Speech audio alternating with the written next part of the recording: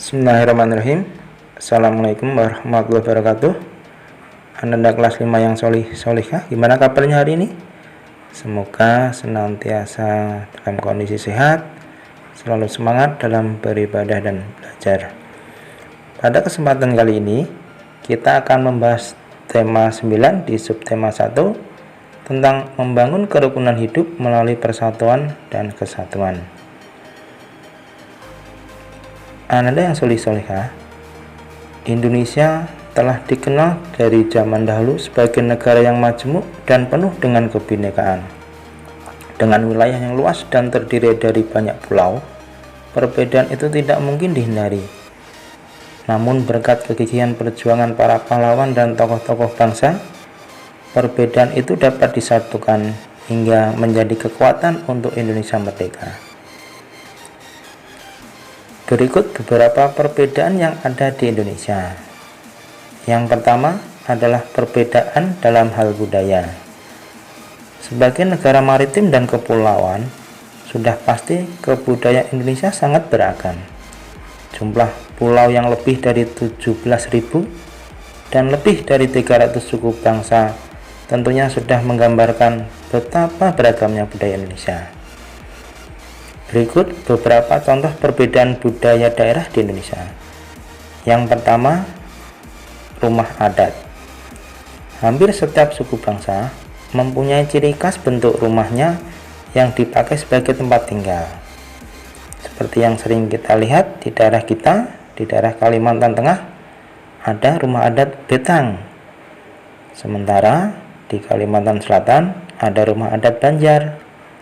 Sedangkan rumah adat Joglo dapat kita jumpai di daerah Jawa Tengah, Jawa Timur, dan di daerah istimewa Yogyakarta.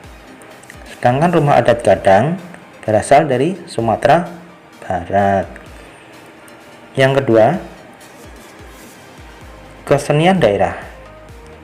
Di Indonesia, kesenian daerah yang sangat banyak kita jumpai dan kita saksikan adalah tarian dan lagu daerah. Contohnya, tarian tersebut adalah dari Aceh ada tari Sodati, tari Saman, dari Jawa Barat ada tari Jaipong, dari Bali tari Kecak, dan dari Sulawesi Selatan ada tari Kipas. Sedangkan lagu daerah yang sudah sering kita dengar atau mungkin sering kita nyanyikan banyak, salah satunya adalah Apuse dari Papua atau lagu Ampar-Ampar Pisang dari Kalimantan Selatan. Anda yang solihah, yang ketiga adalah perbedaan dalam bahasa daerah. Setiap suku bangsa di Indonesia dalam berkomunikasi menggunakan bahasa daerah setempat. Keragaman suku bangsa menjadikan beragam pula bahasa daerah di Indonesia. Contoh, saya dalam bahasa Indonesia akan menjadi kulo dalam bahasa Jawa, atau jadi abdi dalam bahasa Sunda, engkok dalam bahasa Madura, dan ulun dalam bahasa Kotaringin. Perbedaan dalam bahasa tidak menimbulkan masalah karena semua akan disatukan oleh bahasa Indonesia sebagai bahasa nasional dan bahasa pemersatu. Berikutnya, perbedaan yang ada di Indonesia adalah dalam bidang agama. Di Indonesia, agama yang resmi diakui pemerintah ada 6, yaitu Islam, Kristen, Katolik, Hindu, Buddha, dan Konghucu. Perbedaan agama tersebut tentunya berbeda pula dalam peribadatan maupun tempat ibadahnya. Namun semua itu tidak menghalangi bangsa Indonesia untuk bersatu karena masing-masing saling menghargai, saling memahami, semuanya saling bertoleransi, dan kita tentunya juga bisa menghargai teman maupun saudara yang mungkin berbeda agama dengan kita. Anda kelas 5 yang solihah, adanya perbedaan dan kemajemukan masyarakat Indonesia bukan penghalang untuk tak menjaga persatuan dan kesatuan bangsa. Tapi sebaliknya, menjadi modal yang kuat untuk memperkokoh persatuan bangsa Indonesia. Sebelum kita tutup materi ini, mari kita dengarkan alunan merdu dari salah satu teman kita. Silahkan.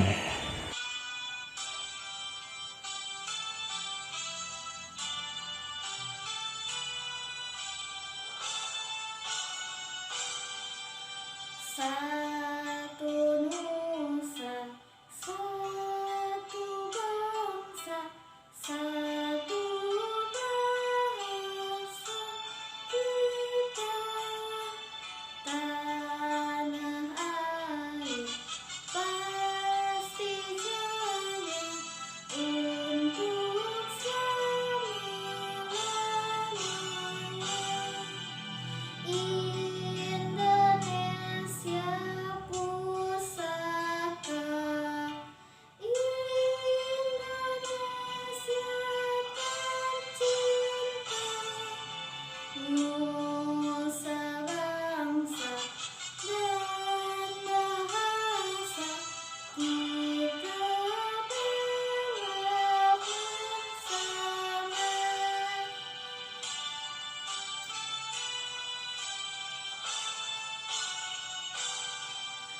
Satu nusa, satu bangsa, satu bahasa kita, tanah air pasti jaya untuk selama-lamanya. Indonesia pusaka, Indonesia tercinta, nusa bangsa dan bahasa kita bela bersama. Masya Allah, terima kasih ya Mas Rifki atas tampilannya. 2 jempol untuk Mas Rifki, Insya Allah sangat menghibur kita semua. Ananda yang solih-solihah, sekali lagi, perbedaan bukan melemahkan, tapi untuk menguatkan. Karena dengan perbedaan akan saling melengkapi kekurangan masing-masing. Allah ciptakan pelangi dengan berbagai warna supaya indah kita pandang.